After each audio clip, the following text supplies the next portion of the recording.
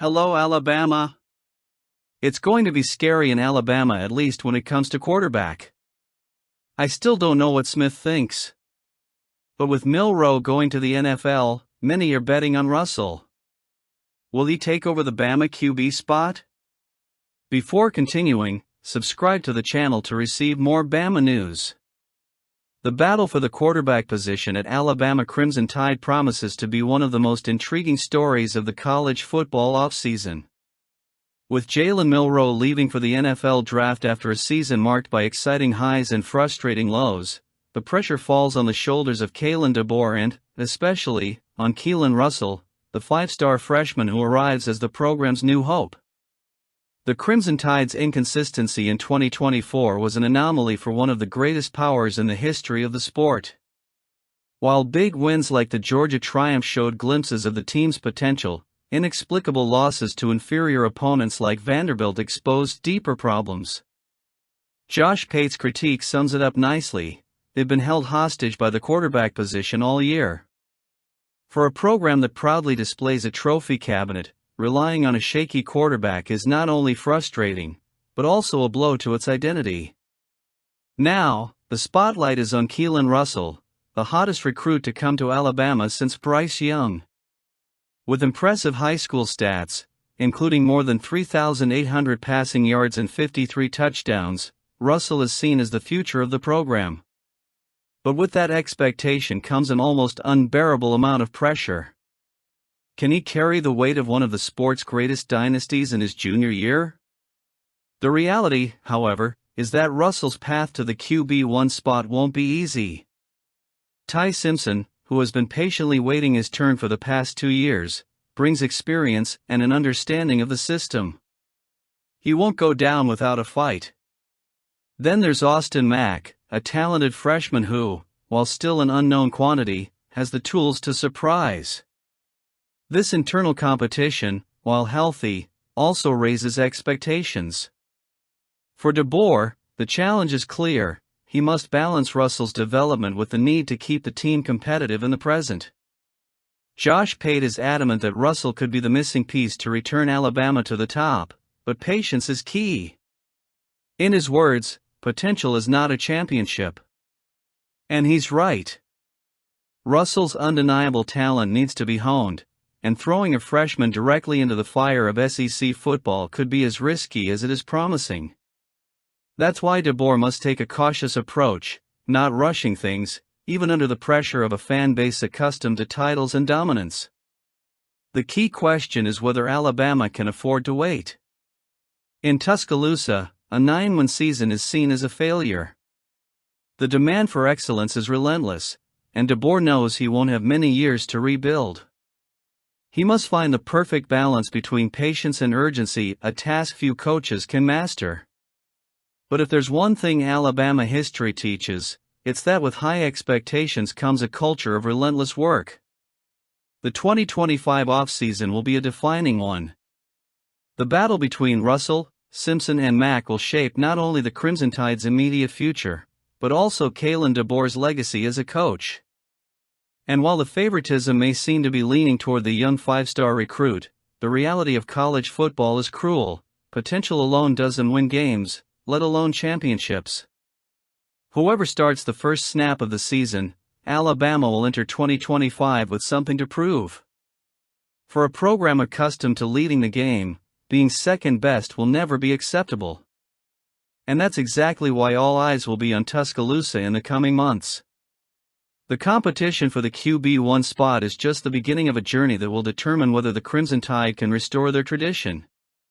Who are you betting on? Let us know at the end.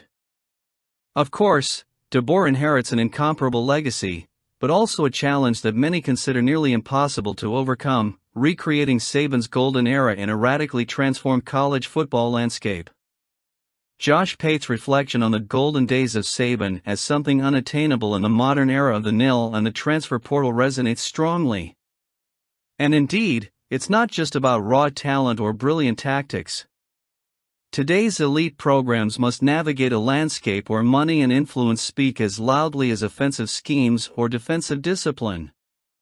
It's no longer enough to be the best strategist, You also have to be a skilled negotiator in a highly competitive market for talent.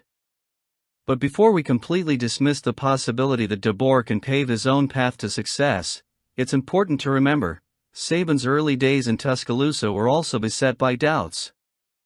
The 2007 season, with its disappointing 7-5 record and painful losses, seemed like a grim omen.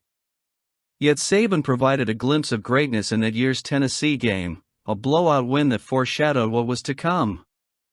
DeBoer now faces his own version of that narrative. The problem is that the landscape has changed dramatically since then. As Pate pointed out, we don't play the same game. The NIL has given players agency like never before, creating an environment where even smaller programs, with the right financial backing, can compete for top talent.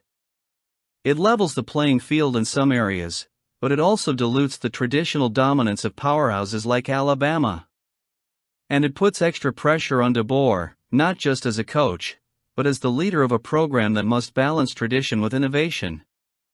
The numbers speak for themselves. Programs like Ohio State and Michigan are investing millions in the NIL and reaping the rewards. Meanwhile, Alabama is facing criticism for its approach to the new model.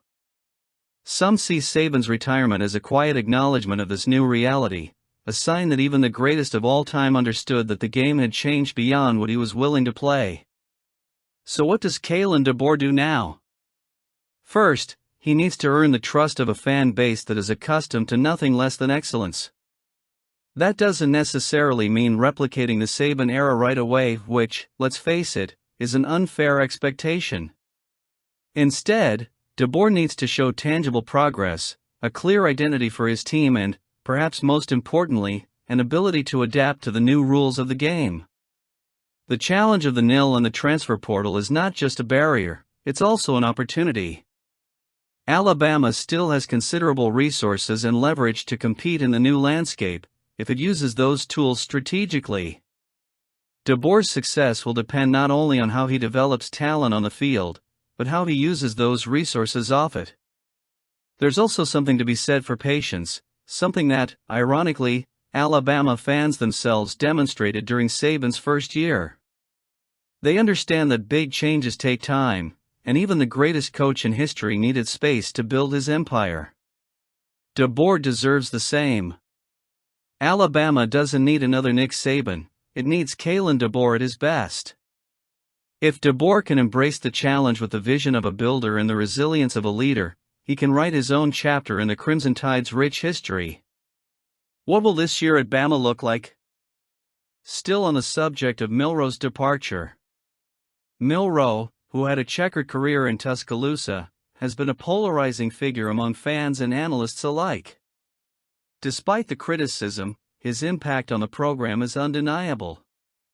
But now, as they head into the NFL draft, attention turns to the future of the Crimson Tide under DeBoer, especially after a season finale that left many questioning the team's direction. Milroe had memorable moments in 2023 and 2024.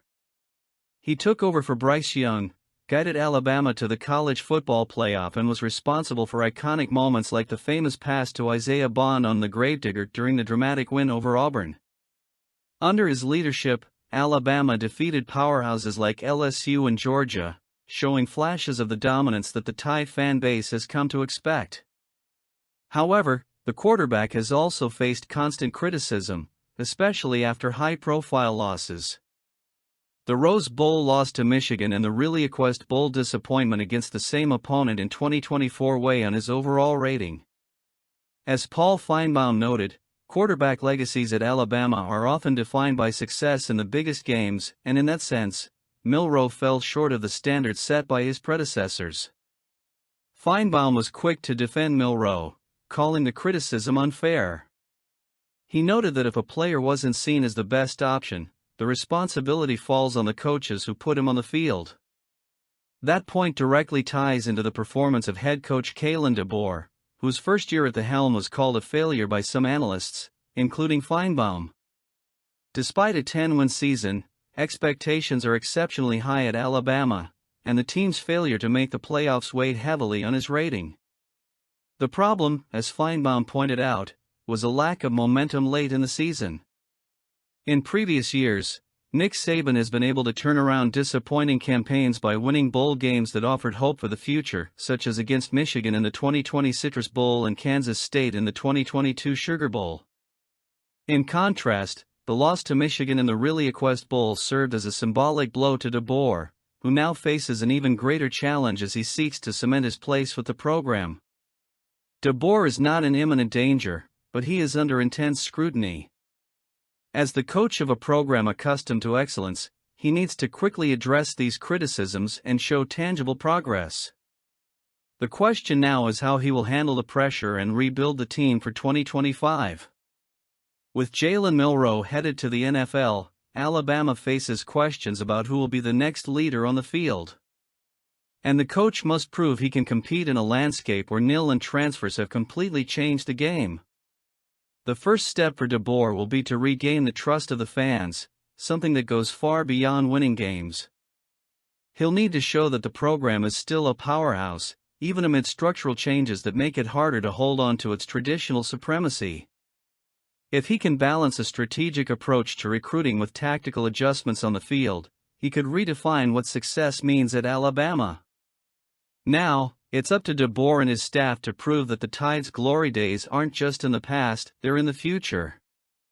And speaking of Bama's defense, it is preparing for another season with the standard of excellence that has become its trademark, and the defensive line promises to be one of the team's strengths in 2025.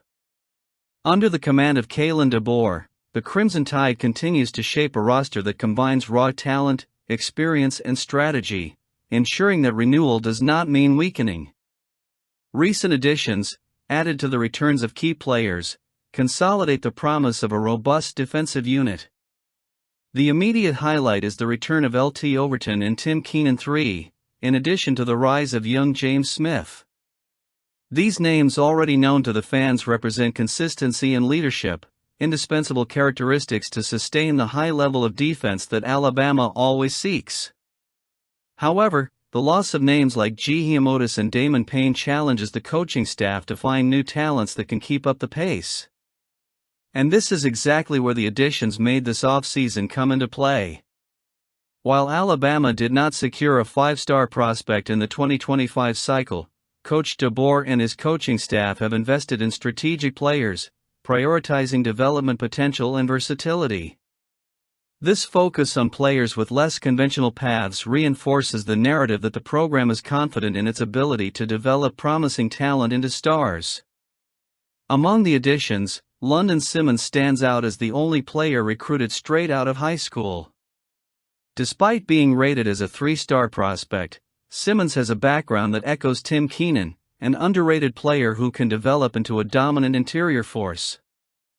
Simmons brings a combination of physicality and tenacity to the Tide that, with the right development, could surprise.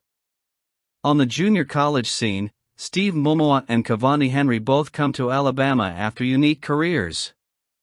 Mbumua, a physically impressive talent from Cameroon, is a perfect example of the type of player the program likes to develop. His raw power and unusual background make him an intriguing addition to the defensive rotation. On the other hand, Henry, with his time at Oklahoma and solid performance at the JUCO level, arrives ready to compete in a group already loaded with talent. The versatility of Henry and Mbumua could be a plus.